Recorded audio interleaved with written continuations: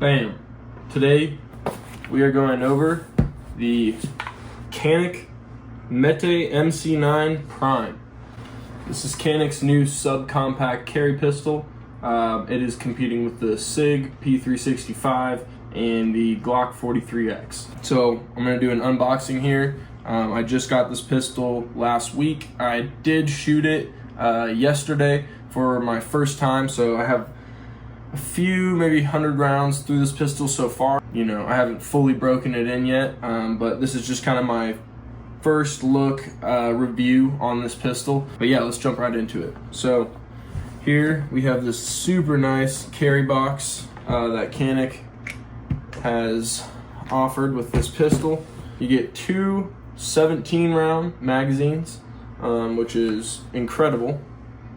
Absolutely incredible. Pretty sure the Glock 43X only has 10-round magazines, and I'm not sure what the SIG P365 carries, but I don't believe that it's up to 17 rounds either. So this is super high carry capabilities in these magazines, so very impressive there for a subcompact pistol. I am carrying tumble rounds in one mag and hollow tips in the other one. Then getting straight into it, we have the little Canik tool right here. They offer this with all the kits that I've got from Canik so far. My SFX Rival case has the same thing, but I will say this is a much better hard case than my SFX Rivals case was. You get a little placard right here that says Meta MC9 Prime. Pretty cool looking. You get two different backstrap options here as well, so it does have that kind of modular capability to, you know, really be the best fit for you as a shooter. We have the Canik MC9 Prime. Let's go ahead and first ensure that this gun is clear and empty by racking the slide back. You can see there's no round in the chamber, no magazine in the firearm. This firearm is clear and empty, so now we can proceed into the video. So I did buy this used from the Cabela's used gun room. So it did come mounted with an O-Sight S optic. It's an RMSC cut optic. From what I have gathered so far, it's actually not that horrible of an optic. It's an enclosed emitter red dot. It has the 32 MOA circle with the dot, or just the circle, or you can do the 2 MOA or maybe 3 MOA red dot where it's just the actual dot. That's what I like to keep it on, me personally. I'm not a huge fan of the circle with the dot or any of that kind of jazz. It just kind of takes up a lot of space of getting your visual on target. One thing I do like about this sight that I will say is it has a really big window, so it really allows me to get a pretty good picture of what I'm looking at, so that is pretty sweet. This is Canik's new subcompact carry pistol, chambered in 9mm. I've been looking at this pistol for about 8 months. It seems to be super popular on the internet right now. I know this was a highly anticipated gun at the SHOT Show this year, so I was super excited when I was able to get my hands on this pistol. The grip texture here, super amazing grip texture. Slightly aggressive, but not too aggressive on the sides here, so that way when you are carrying it and it's rubbing against your stomach, you're not going to get any of that tear on the skin. But on the back strap and on the front part of this, you get a more aggressive grip texture. So it actually allows you to get a better purchase on this firearm, which I really do like. You also have grip texturing right here and right here on the front of the trigger guard. So for people that hold their pistols under the trigger guard and maybe just want to lay one of their thumbs right there, you got that. Me personally, I like to throw one finger over the trigger guard, so it actually is really nice that they incorporated that stippling right there on the front of the trigger guard. And then I place my thumb there.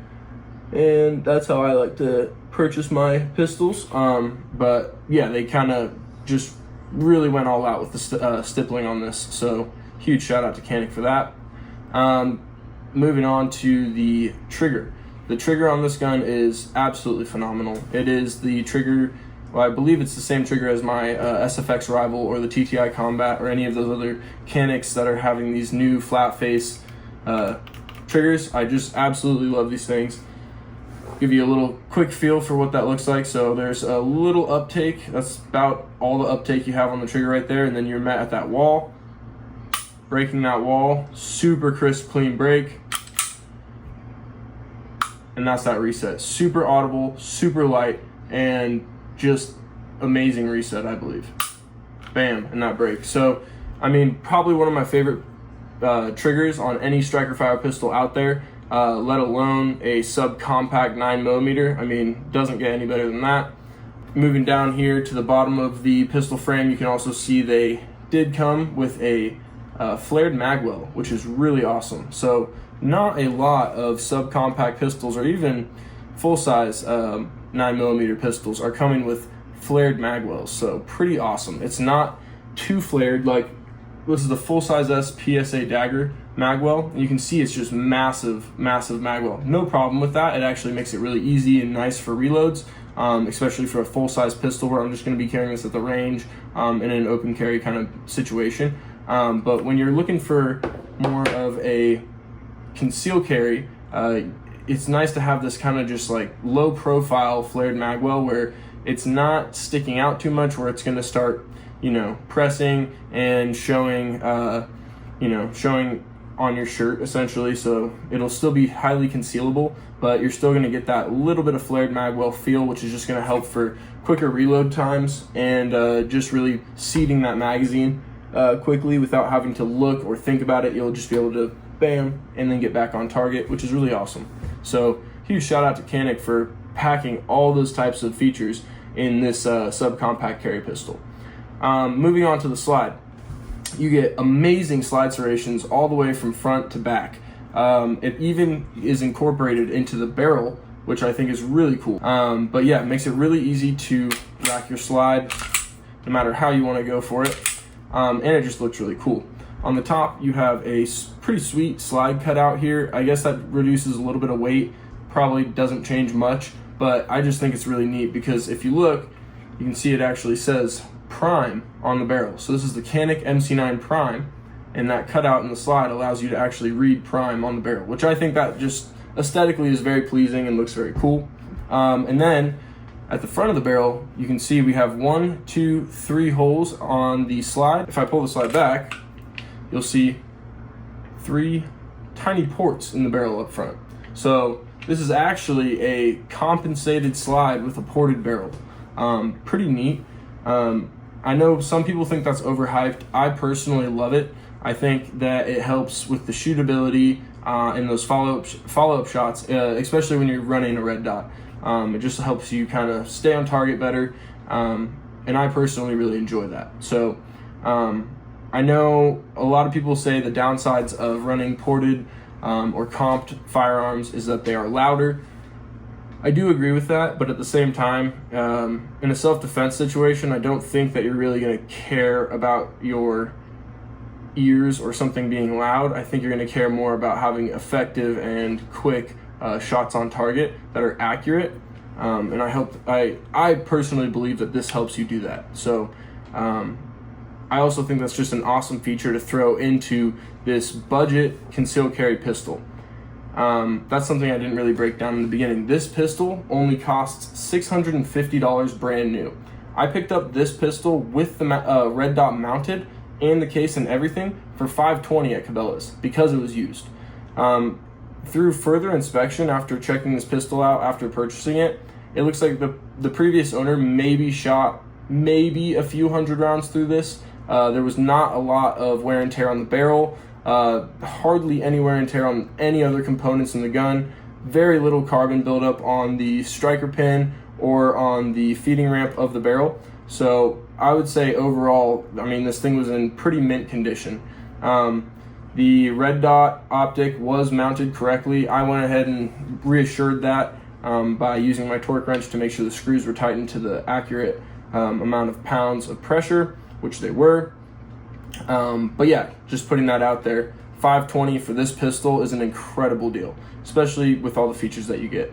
A subcompact carry pistol that carries 17 rounds plus 1, so 18 rounds total, plus an aluminum flat face single stage trigger, which is just absolutely phenomenal. A flared Magwell, aggressive stippling and grip texture, but not too aggressive. Very aggressive slide cutouts or slide serrations on the slide, making it easy to manipulate the slide and the firearm overall. It comes with a 3-chunk ported barrel and comped slide. Came with this $200 Osight S red dot RMSC footprint.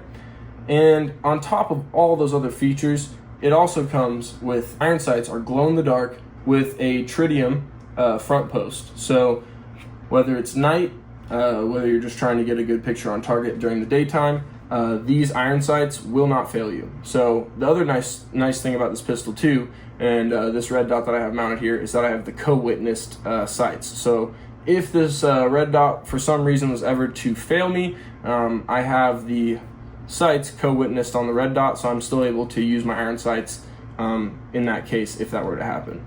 And they're damn good iron sights as well. So huge shout out to Canik for packing all these features in to this tiny little subcompact pistol. In my opinion, this is much better than the SIG P365, the Hellcat Pro, or the Glock 43X. Obviously, I'm going to get some more range time in with it, but so far, easily one of my favorite pistols that I've ever shot, and especially subcompact pistols. And the other thing I really love about this one is that it's made in West Palm Beach, Florida. So this is actually one of the only Caniks manufactured and made in the USA, which allows me to feel even more confident about this product and really back this firearm. So big shout out to Canik.